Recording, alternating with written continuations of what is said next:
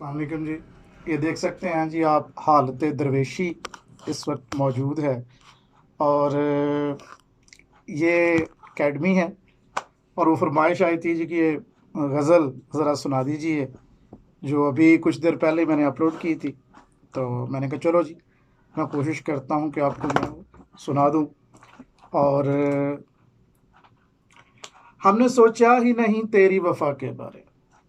हमने सोचा ही नहीं तेरी वफ़ा के बारे,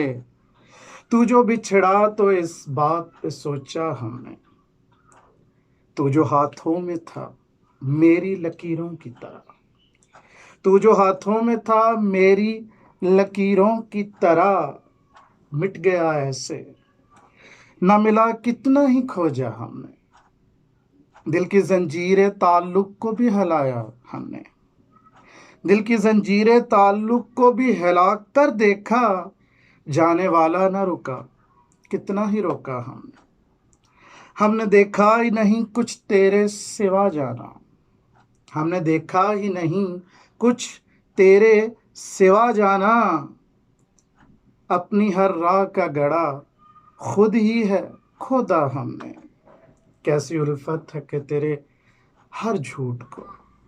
कैसी उल्फत है कि तेरे हर एक झूठ को सच समझता भी रहा, दिल पे भी थोपा हमने, अब जो रोता है उजड़ने पे तो याद तो कर, अब जो रोता है उजड़ने पे तो याद तो कर, दिल को समझाया बहुत कितना था टोका हमने।